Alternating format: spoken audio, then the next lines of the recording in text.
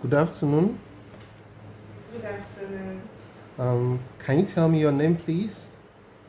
My name is Wilfred-Onyekachi.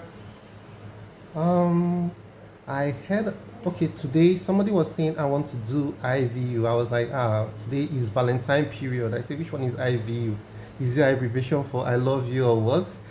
So, can you tell me about IVU in terms of radiography? Okay, to start with, you're funny. You're funny guy. Okay, IVU is an abbreviation for intravenous urography, and it can also be called IVP, intravenous pylorography. It is an investigation of the urinary tract. So it is done to examine the kidney, the bladder, the ureter. Okay. Um, is there any special preparation needed for the test? Yes, of course. IVU is not done for all patients. It is on request depending on what is actually wrong with the patient. So we have to consider some things like the indication of the procedure, why the doctor referred you to do IVU. If your doctor is suspecting a bladder stone or bladder outlet obstruction, hydronephrosis, renal stone, and ureter stricture, there are so many indications, but these are but few. Then the procedure itself proper you have to consider some things before it can be done. There are some preparations you need to do. We call it 2-day fasting for 8 hours. So how the procedure goes? Sorry, 2 days fasting. The person is not going to eat at all? Yeah, the person is going to place on a low residual diet, like pap. Person will place on pap without sugar and milk in it for 2 days. And then the person has to buy the colas to take. So, how the person will do it? The first day, the person is starting the procedure. The patient will eat the normal food from morning till 6 p.m. Once it's 6 p.m., the patient stops taking anything solid food. The person takes the Ducolas or castor oil. I usually recommend them to take 2 bottles of castor oil.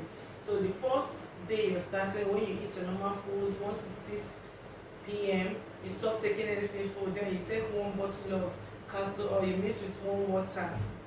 Then the second day, you have to take only pap or custard without milk and sugar in it. Once it's 6 p.m. again, 8 p.m. rather, sorry, let me correct that, 8 p.m. you stop taking anything, both the pap you're taking, you stop it, take the second bottle of castor oil with water, warm water mixed with it. Then this castor oil will make you to purge. The essence of this preparation is to clear your bowel from fecal matters. So the third day, which is the day of the examination, you come very early as 8 a.m. You have to be at the venue without taking anything, not even water or the pap again. Then for some patients who are diabetic and who are taking metformin drug, metformin is a drug used for diabetic patients. So for those taking the metformin, that is going to take like if you're taking less than 100 mils of contrast and your kidneys are functioning well, then you don't have any problem. You can take your drug before the examination. But if your kidneys are actually not functioning properly and you're metformin drug, you have to stop it pre-examination, that's before the examination and after the examination. So doctors are aware of this. So, and another thing that is put into consideration is the kidney function test, which has to be conducted at the laboratory to ascertain if the kidneys of the patient are working well, because there are some contraindications to contrast media. Those who are having decreased kidney function are not supposed to do this examination. That is a contraindication for this exam, because and those taking the metformin, for me tend to react to the contrast agent. There is we use urography for this procedure, non-ionic contrast. So the procedure proper is done when the patient comes in the morning. You take your time. I explain the procedure to my patient, what it's all about, and how many minutes it's going to take, because it's a timing procedure. It's not something you can actually look at least you should be able to estimate how many hours or minutes it's going to take. So I take my time to explain the procedure.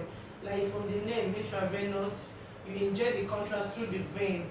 I prefer the fastest way to inject it is the medial cubital vein, which is this vein here at the cubital. So that's where you inject the contrast from. So when they come that morning, after explaining the procedure, I give them a changing gown to put on. You have to remove every metallic object within their body that can obscure or mimic pathology while the procedure is going on. Then I take my first exposure, which is called control. The essence of this control is to check the exposure factor to be used for that particular patient, and also to check the preparation of that patient. If the patient is accurate to the preparation, if the patient prepared very well. In a situation whereby the patient is not prepared well, you will not go ahead to do the examination. You will send the patient back and instruct the patient again on what to do. But this time it's going to be minimal with the preparation. So after taking my control, I start with the procedure proper.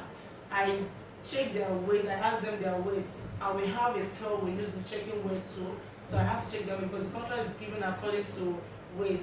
The contrast you give for children is different from the one you give for adults. So you calculate it based on their weight. Okay. So for an adult that weigh like 60, 70, I give them 60 meals. So my goal instead of giving to 80 meals depends on how the kidneys are able to secrete. So like I said, in the laboratory I work with the lab scientists to check the kidney to ensure that it's functioning very well before I go with the procedure.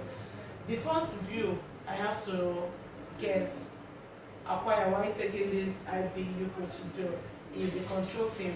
The second one is 0 minutes immediately. That's the equilibrium state. So to outline the kidney, the 0 minutes shows the outline of the kidney. Then after that, I take a 5 minutes.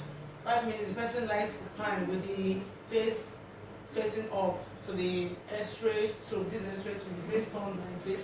Then the patient lie on this couch, the legs facing this way and the head facing this way, face up like that. So I take a 5 minutes supine. What we call supine is that the patient's back is on this couch and the person's face is facing up. That's what we call supine. You either call it anterior posterior because the beam is passing through the anterior down to the posterior. Then I take the 5 minutes. The 5 minutes to show me the calyces, the renal calyces. Then after that one, I take 15 minutes. 15 minutes prone. In 15 minutes, the person is lying face down now. That's why it's called prone.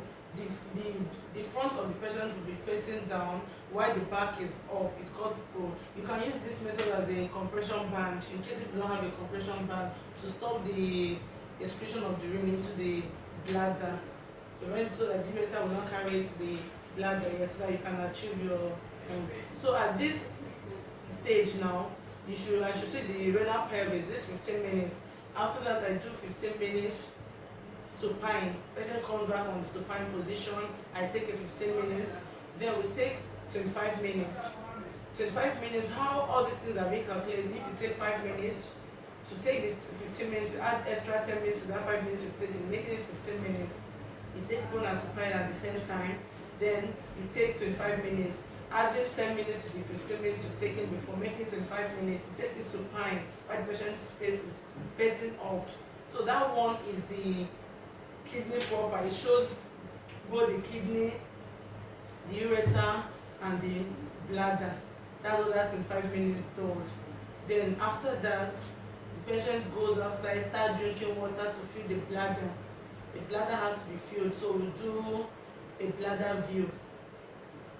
So after the bladder view, if the person is really full, the bladder is full, I tell the patient to go and urinate. I do post-micturating. So there's no recent image I did now. I would have taken you to show you the calyces. You see the renal pelvis where the calyces meet. You see from there down to the ureter. The ureter will not carry the urine to the bladder, which is the contrast. I take it to the bladder. From the bladder, it's the urethra that expels that from the body. So that's what it's all about. So we check from the calyces down to the bladder to know if there's any pathology, to the bladder stone, to the renal stone. It could be any mass, it could be cyst, renal cyst. So that's the essence of this test. Thank you so much. All right. Thank you for the wonderful explanation. You're welcome. Thanks for your time.